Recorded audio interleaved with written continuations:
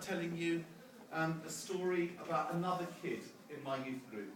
When I became youth worker, there was this other boy called Scott, and he was 12 years old, and he was every youth pastor's nightmare. He was, he was the teenager, the youth from hell. He was, from the moment I became his youth worker, he was negative. Oh, this is naff, this is hopeless, this is useless, this is boring. I don't like this.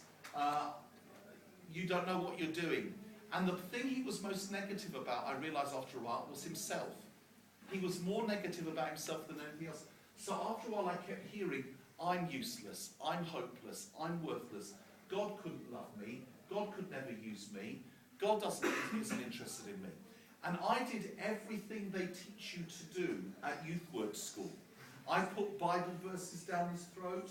I encouraged him, I rebuked him, I prayed for him, I cast things out of him, I put them back. I did everything, but nothing seemed to work.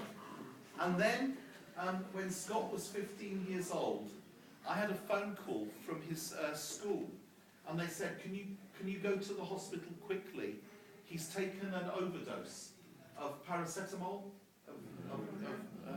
painkiller, and he's in a bit of trouble. And they were pumping his stomach out. And I got to the hospital, I had to sit there waiting. They pumped his stomach out. Eventually, they put him in a bed, and they let me go and see him. And Scott was very embarrassed. And I sat down with him, and I said, Scott, what are you doing? What did you do that for? What's going on? And he was too ashamed and embarrassed to even talk to me for a while. When he got out of hospital, I decided I needed to get to know his parents, his family. It wasn't working just knowing Scott. And as I started visiting him at his home, I realised where it all came from. When I was with his father and Scott, often his father would say to me, I remember one time we were standing by the car, and his dad said, Mike, what would you do if you had a son like this? Scott, you're useless. You're hopeless. Why can't you be like your sister? What's going to become of you? You think I'm going to look after you all your life? How are you going to get a job? How are you going to ever become anything? Scott, I'm ashamed of you.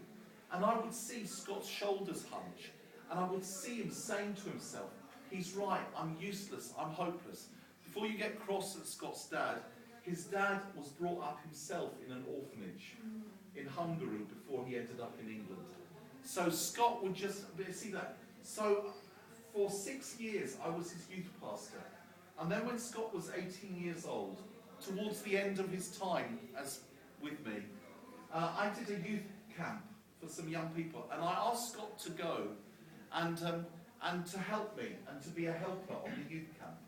He did a good job that week, but on the second day, one of the other leaders came to me and said, I need to tell you about a conversation I have just had with Scott. Scott just said to me that he has given God one last chance to prove to him that he loves him. And Scott's told me that he said to God, if you really love me, I want you to do this one thing that I'm asking you to do.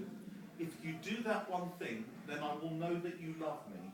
If you don't do that thing, I'll know you don't love me, and I'm going to give up. I can't pretend to be a Christian anymore.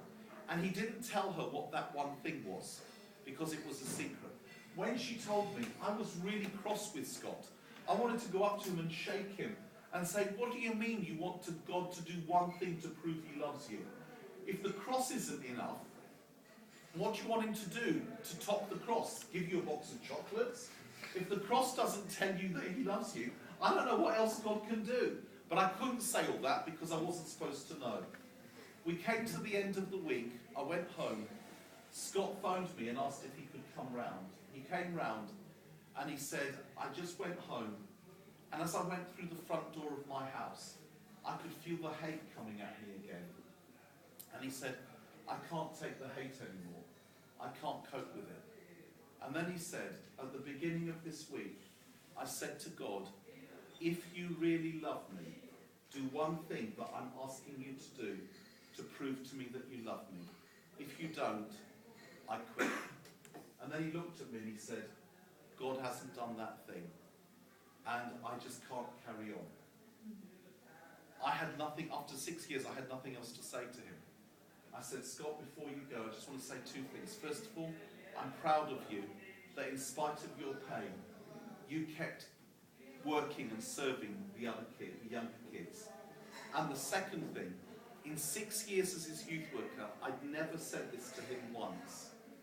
And it was my parting shot. The second thing I want to say to you, Scott, before you go is, for what it's worth, I love you, mate. I love you. When I said that, he completely broke down and he ended up sobbing in my arms. And then he said something I'll never ever forget.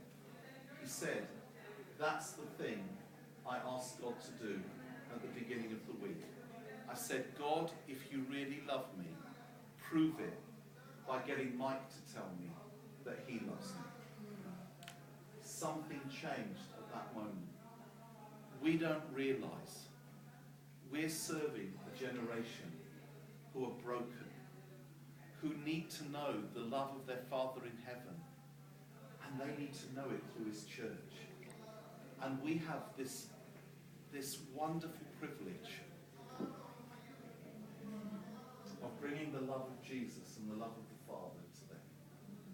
And that's what I want to encourage us to keep doing. You don't have to be hip and trendy. Look at me. I'm 50. They used to call me, their brother. Then I was their dad. Now they call me grandpa. It hurts. You don't have to be hip and trendy. You can be a big fat hairy Greek. But all you have to do is love them. Love crosses cultural boundaries. And the love of Jesus heals.